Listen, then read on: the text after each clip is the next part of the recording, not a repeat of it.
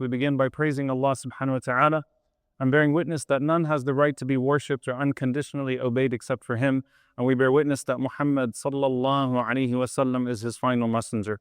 We ask Allah to send His peace and blessings upon Him, the prophets and messengers that came before Him, His family and companions that served alongside Him, and those that follow in His blessed path until the Day of Judgment. We ask Allah to make us amongst them. Allahumma ameen. Dear brothers and sisters, if you feel like you fell off after Ramadan or after any type of intense season of worship, you're not alone. In fact, most of us will feel a great sense of guilt right after we come out of these periods of worshiping Allah subhanahu wa ta'ala intensely. And the more intense the worship, the more intense the guilt. If any of you have ever been to Hajj, you know exactly what post-Hajj feels like. And if you've been to Umrah, you know what post-Umrah feels like. And if you've been through Ramadan, which you have been now at least once or twice, or maybe 20, 30, 40 times, you know what that feeling is like, that I fell once again. But I was thinking about two ayat of the Quran, and there's a question that I'm going to ask you. If you would describe yourself as falling, have you fallen back or have you fallen on your face? And I was looking at these two ayat of the Quran, and it caught my attention actually in Ramadan. The first verse where Allah subhanahu wa ta'ala says, وَمِنَ النَّاسِ مَنْ يَعْبُدُ اللَّهَ عَلَى حَرْفٍ. There are those that worship Allah on an edge. And we're going to speak about this verse in detail today, بِإِذْنِ اللَّهِ ta'ala. They worship Allah on an edge. فَإِنْ أَصَابَهُ خَيْرٌ اطْمَأَنَّ بِهِ. If good things happen to that person, then they're pleased, they're content with Allah subhanahu wa ta'ala, with His religion and with practice. Everything is good, I will stay on the edge. I'm standing on a cliff, I'll stay on stable ground. But Allah subhanahu wa ta'ala says, وَإِنْ أَصَابَتْهُ فِتْنَةٌ. But if test comes to that person, انقلب على وجهه. That person falls on their face. خَسِرَ الدُّنْيَا وَالْآخِرَةِ ذَلِكَ هُوَ الْخُسْرَانُ الْمُبِينُ. That person has lost everything of this life, of this dunya, as well as everything of the hereafter. That is indeed great loss. So the image that's given is a person who falls on their face. Allah Azza wa Jal also says, وَمَا مُحَمَّدٌ إِلَّا رَسُولٌ قَدْ خَلَتْ مِنْ قَبْلِهِ الرُّسُلُ. Muhammad sallallahu alaihi wasallam was but a messenger of Allah. Other messengers have passed before him. All prophets and messengers, as magnificent as they were, they all passed before him. And he too, sallallahu alaihi wasallam, will pass. Even if when you were with him, you felt like there is no way that a man this magnificent could ever die. And I can't imagine a life without him after I have had a life with him. But وَمَا مُحَمَّدٌ إِلَّا رَسُولٌ. Muhammad sallallahu alaihi wasallam was but a messenger. قَدْ خَلَتْ مِنْ قَبْلِهِ الرُّسُلُ. Messengers have passed before him. SubhanAllah. The one that this was revealed to was the Prophet sallallahu alaihi wasallam being commanded to remind and recite of his own death. Muhammad sallallahu alaihi wasallam has passed. Other messengers have passed as well. أَفَإِن مَّاتَ أَوْ قُتِلَ. If he dies or is killed, انقلبتم على أعقابكم. Will you turn back on your heels? وَمَن يَنْقَلِبُ عَلَى عَاقِبَيْهِ فَلَنْ يَضُرَّ اللَّهَ شَيْئًا وَسَيَجْزِي لَهُ الشَّاكِرِينَ. And whoever turns back on their heels, they will not hurt Allah subhanahu wa ta'ala in any way whatsoever, and Allah will reward those who are truly grateful. What is the difference between falling on your face and falling back on your heels? The ulama mentioned that when you look at the Arabic language, because this is the way to truly dissect these expressions, when the Arabs would say that someone fell back on their heels, it's not that they can't see the truth anymore. It's not that they're disoriented. They're fully aware, they have orientation, they know what they're looking at, but they hold back out of a sense of paralysis. Is it still worth the investment or not? Is this going to yield me what I thought it was going to yield me? And so there are legal and practical implications here. People stopped paying zakah after the death of the Prophet ﷺ. Some people started to wonder, well, do I still do this? Do I still do that? You can imagine the masjid attendance dropping after the death of the Prophet ﷺ. I mean, how much more fulfilling was it to pray behind the Prophet ﷺ than any other human being? There are legal implications. So there's holding back, but not necessarily disbelief. For some, there is disbelief. But for many, there is merely now a holding back. And of course, those who denied zakah were in fact disbelieving. but holding back. I can still see, but I don't know anymore. I know he was a prophet. I know he was a messenger of Allah, sallallahu alaihi wasallam, but I don't know if I should still keep giving to this thing. Whereas when Allah Azza wa Jal mentions a person who falls on their face, a person who falls on their face is completely disoriented, lost, and ends up losing everything of this dunya and their akhirah as a result of it. They're lost. The idea is loss of clarity, complete loss when you fall on your face. Now, the ayah that I want to spend time with is the first ayah, and that concept that's being spoken about here. وَمِنَ النَّاسِ مَنْ يَعْبُدُ اللَّهَ عَلَى حَرْفٍ. From those of the people are those that worship Allah subhanahu wa ta'ala on an edge. Ibn Abbas radiallahu ta'ala anhuma says, أي على شك. They worship Allah upon doubt. Doubt as opposed to yaqeen, as opposed to certainty. يَعْبُدُ اللَّهَ عَلَى شك. What does that mean? You know, the Arab, the Bedouin Arabs, they were very simplistic, and many complex emotions sometimes are demonstrated to us through the Quran and the Sunnah, through the way that the Bedouin Arabs reacted to things. Because they had just very basic human reactions. There was no filter. There was a crudeness. There was a directness. So much so when it came to some of the questions that the Prophet ﷺ was asked by the Bedouin Arabs, some of the Sahaba, they said we would wait for the Bedouins to come and ask the Prophet ﷺ certain questions that maybe we were a little bit too shy to ask. So there was a very direct reaction and response to things, sometimes in good, sometimes in bad, many times in fact in evil, and they're condemned for some of the crude ways by which they responded to the message of the Messenger of Allah sallallahu alaihi wasallam. So Ibn Abbas radiallahu anhuma says that they would come to see the Prophet sallallahu alaihi wasallam, and they basically were looking at what the Prophet ﷺ was calling to of Islam as a test case. You know, when you worship idols, it's a very simplistic form of worshiping idols. It's very straightforward. If this idol gives me what I want, I stay. The superstition is working. I gave sacrifices to this particular idol that I built. It gave me what I wanted. I'm going to stick with this idol. Once I felt like it wasn't working, the spell wasn't working, I was putting into this idol, I was making sacrifice for this idol and it wasn't working, then I move on to the next idol. I just go and I build a new one. And many of the Bedouin Arabs approached Islam that way, where they looked at Allah Azza wa Jal and they looked at Islam and they said, you know what? We'll give it a shot. We'll test it. Not outright belief, not outright rejection, but we'll test it. We'll evaluate it. And so they would come, they would embrace Islam, and then they would go back and they would look at their circumstances. If things started to get better with their finances, with their family, with their health, we stay. This is a good religion. This is a Lord that we will worship. If things started to look down, we leave. This is a bad religion. Clearly, replace the God. Put another God there. Let's keep testing this out. And Allah subhanahu wa ta'ala condemns that behavior so harshly and so severely. You can imagine that in a world where Abu Bakr as-Siddiq radiallahu ta'ala anhu, who believed in the Prophet sallallahu alaihi wasallam right away to the point, إِذْ كَانَ قَالَ فَقَدْ صَدَقَ. If he said it, it's true. Whatever comes, I'm ready to take it, and I'm ready to bear the responsibility and the penalty for believing in Allah subhanahu wa ta'ala. And a world that produced Abdullah ibn Ubay bin Salul, the chief of the hypocrites, who played the game, outright rejected, but played the game to try to make as much as he could of the situation, but hated Islam and hated the Prophet ﷺ and hated everything about it, had no intention whatsoever of ever believing in this message. There are a lot of people in between here, these two attitudes and these two personalities. And so you look at that and you go, yeah, that's silly. How could it be that a person just worships an idol one day and says, it's not giving me what I want, let me move on to the next idol?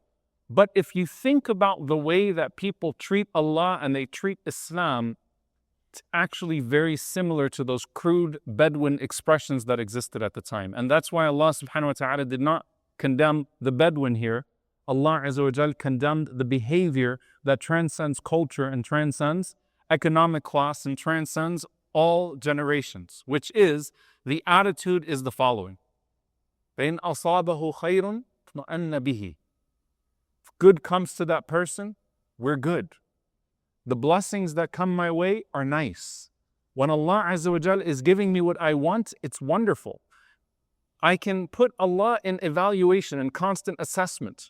This is not ibadah, this is not submission, this is assessment. I can evaluate Allah. You know what that looks like right after Ramadan? All right, I made these really, really great du'as in the last 10 nights. I cried. I really got into it, Laylatul Qadr. Now let me watch what happens over the next year. Let's see if these du'as start to come to be, right? And now we're getting after Ramadan. Oh, wait, this is happening. I love Allah. This is wonderful. Islam is great. I made this du'a on the 27th night. I saw it happen. Alhamdulillah.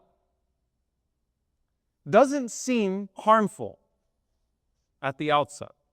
Surface level, you go, you know what? It's good. Alhamdulillah. It worked, right? And the Prophet ﷺ taught us that you should love Allah for the blessings that He provides to you. It's an authentic narration. Love Allah for the blessings that He provides to you. But there are some people that love Allah only to the extent that He provides them the blessings that they want. And this is a very subtle difference between the two things. Do you love the blessings, or do you love the one who provided the blessings to you? Do you love the blessings, or do you love the one who provided the blessings to you? Because if you stop at this, of only loving Allah to the extent that He provides you the blessings that you want, then your relationship with Allah subhanahu wa ta'ala is entirely transactional. There's nothing transformational about it. So how do I transcend? I have to love Allah. I have to get to know the one who's providing the blessings so that I'm not framing God only through the blessings. I'm not framing Allah subhanahu wa ta'ala only through the prism of those blessings. If I like my sleep, I'm a really good Muslim right now. By the way, this isn't always an idea of iman and kufr. Sometimes it's not just belief and disbelief. Sometimes it's rida, it's being pleased with Allah or being displeased with Allah subhanahu wa ta'ala. Because there are borders, right, to iman and kufr, to faith and disbelief. So if you frame Allah through the prism of your blessings, I don't like this set of blessings, or I like this set of blessings, tma'anna bihi, I'm pleased, I'm content right now. I made this dua, I fasted Ramadan, I'm being a good Muslim, and everything seems to be going right. Family's good, health is good, wealth is good. Alhamdulillah, I say it with a full chest right now. But you have to go past that. How? By getting to know Allah subhanahu wa ta'ala beyond the blessings. Who is Allah to you? What are His names? What are His attributes? Developing an independent relationship with Him of His blessings so that you don't just love the blessings, but you love the one who provides the blessings. The blessings are a means to make you love Al-Kareem, Al-Wahhab, Al-Mu'ti, Al-Mannan. You're supposed to be coming to a place of loving Him subhanahu wa ta'ala as a result of those blessings. Not, oh Allah, give me this and I'm good. No. Oh Allah, I'm good regardless. And when the blessings come, they remind me of how you're always good to me. How you're always good to me. Now the second part of that ayah, where if fitna comes to that person, and Allah Azza wa Jal uses the word fitna, and this is certainly deliberate, which is a test. A test comes to that person because a test is disorienting. Fitna is a test that is disorienting, meaning something happens to you or you experience something and there is a moment of trying to figure it out, a moment where you could lose your clarity.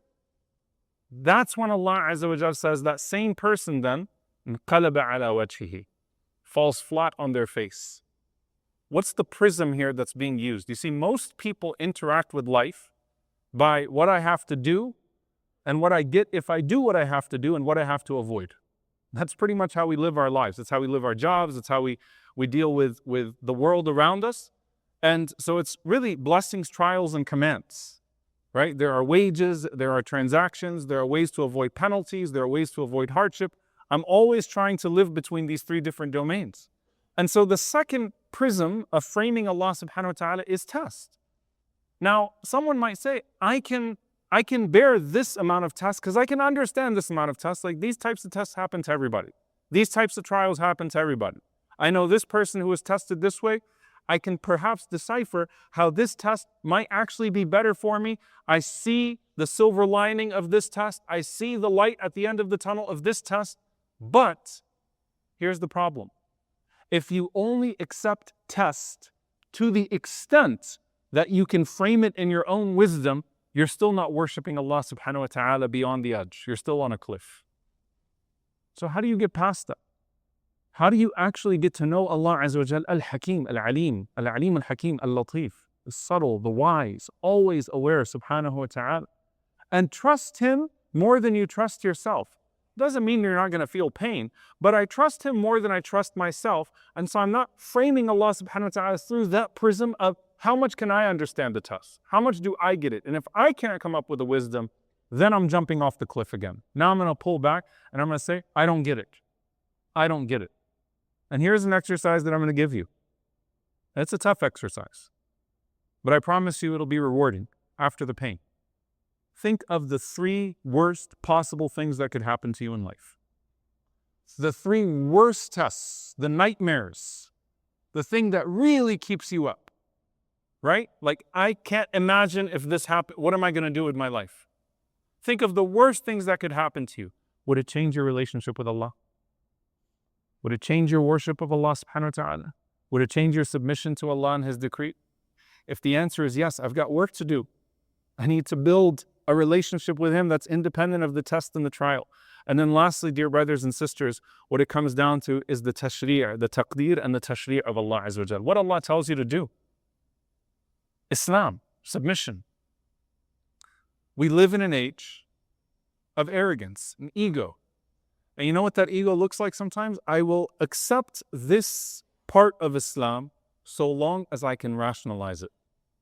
As long as I can get it. Now, by the way, Allah Azza wa Jal tells you, use your rationale. أَفَلَا تَعْقِلُونَ. People come to religion through rational means. I mean, it's one God is a very compelling argument. Tawheed is very easy to come to terms with. Islam, the rigor of the preservation of the Quran and the tradition and the way that it all falls perfectly into place. Yes, you use these things to come to faith at times. And this is how many people convert to Islam, in fact. Right? Like, it just makes so much sense. But when you say aslamt, I submit. And Allah Azza wa Jalla says, don't be so quick to say amant to those Bedouin once again. I believe. Aslamt, amant. When you say that, if you only accept the parts of the religion to the extent that you can frame it, I can make sense of it, I can put the logical 1 + 2 + 3, there's a problem. Your relationship with Allah subhanahu wa ta'ala is still on an edge. And so these 3 prisms have to be broken. And especially when you come out of a season of intense religious production. And Allah Azza wa Jal specifically spoke to the ibadah. How much do you place yourself in servitude to Allah subhanahu wa ta'ala beyond the blessing, beyond the test, beyond what you can understand? Someone might say, Allah is pushing me to the limit. And I'll end with this thought. لا يكلف الله نفسا إلا وسعها. Allah does not burden a soul beyond its scope. There's no doubt. However, it's true that you see some people and subhanAllah, the pain that they go through, and you're like, how can a single human being bear this pain? If we lived in the time of Ayyub alayhi salam, we might be one of those people on the outside that said, he must have done something really bad to be punished that way. لَقَدْ أَذْنَبَ ذَنْبًا عَظِيمًا. He definitely committed a great sin, right? If he did not commit a great sin, Allah would not punish him this way for 18 years. That's how some of the people reacted around Ayyub alayhi salam, right? Sometimes you see someone going through something, it's like, wow, what is happening here? And that person is being stretched. What I want you to pay attention to is not what's happening to anybody else, but come back to you and realize that what you might be interpreting as Allah pushing you to the limit might be Allah Azza wa Jal pulling you closer to Him. Because bala and test and trial is one of the quickest ways to get close to Allah subhanahu wa ta'ala. And one of the most intense ways to develop that dua and that trust in Allah subhanahu wa ta'ala. And one of the most blessed ways to finally find in your dua complete submission and worship and devotion that's independent of circumstance. May Allah Azza wa Jal make us a people that worship Him upon certainty and not upon doubt. Allahumma ameen. أقول قولي هذا واستغفر الله لي ولكم ولسائر المسلمين فاستغفروا إنه الغفور الرحيم.